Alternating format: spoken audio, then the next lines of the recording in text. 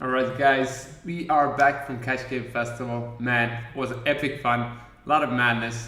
Played my first ever 5-10 game, but today we're gonna go through a bit of hand histories and let's start from a 5-5 game action that me and ESPEN were both in. So, why waste any more time? Boom, let's dig in.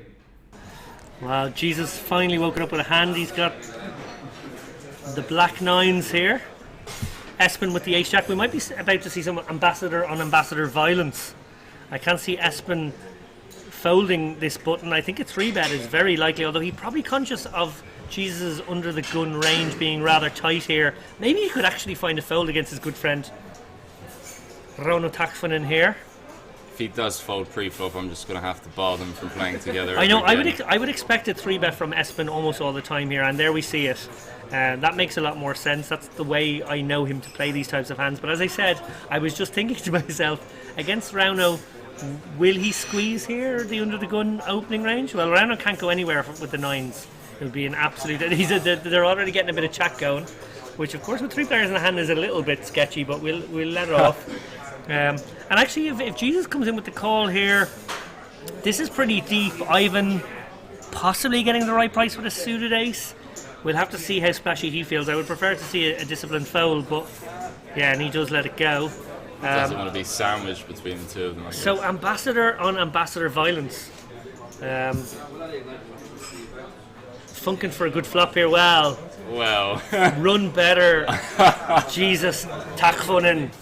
Well, this is the kind of board that does hit his range. I guess he's going to have a lot of hands like 8s, 9s, 10s, jacks that are certainly going to get sticky. So I think ESPEN, cognizant of that, would probably check, but he's not going to be given that option. Wow, we have a lead out and a snap out. ESPEN in your eye, not going to give Rauno a single chip. I'm quite surprised at that play though, boy. Jesus. I have to speak to him about that one afterwards. So let's go through this hand. We're playing 5-5. I bought in for 1k, so 200 big blinds. ESPEN covers me. Ivan has pretty much the same stack size. So yeah, ESPEN went in with the squeeze, which I guess is standard, like good blockers to my stronger part of the range. It doesn't play well as a flat freeway, so he has an option to just fold it or use it as a bluff part of his 3-bet range. Like I said, we're playing 200 big blinds deep, so with 9s, even if I would think he's a tight player, which I obviously don't because it's ESPEN and I've seen him play, we could just go for a set 9 because we do have the price. And yeah, so we go on to the flop.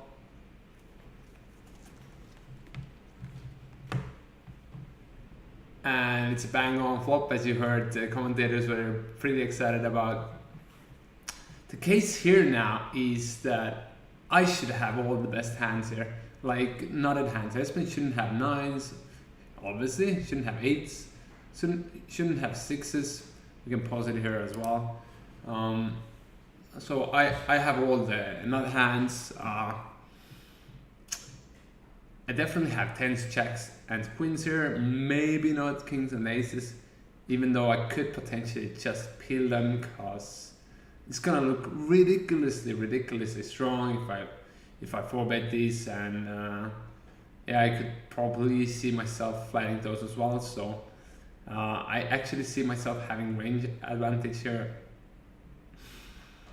So I go ahead with the leads. And I go really small because I want to be leading here. More hands, I want to be leading here. Potentially 10 check 10 suited.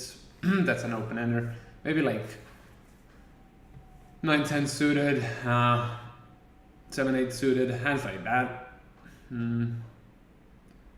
I could go for a check raise as well. I'm not completely sure, to be honest. But I feel like the main reason is I feel like ESPEN will check back a lot. And I want to go free streets, especially with this hand. So yeah, I go ahead with the lead. ESPEN snap mucks it, obviously because he has ace-jack. But 10s, jacks, kings, queens, aces, potentially some of those hands could raise. And we can get in the mix. I would probably pop it back up. Not completely sure. The thing is, like, for reason to come over the top again, if what ESPEN raises is just not let any scare cards come out there.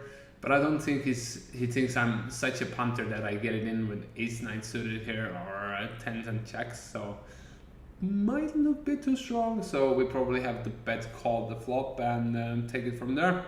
But yeah, it was the first hand from Cash Game Festival. I hope you enjoyed it. And yeah, tomorrow we shall have more. And don't forget, guys, you can be part of Cash Game Festival. Unibet runs satellites to every single event, and the next stop is in Tallinn, 21st, 22nd of November until 25th.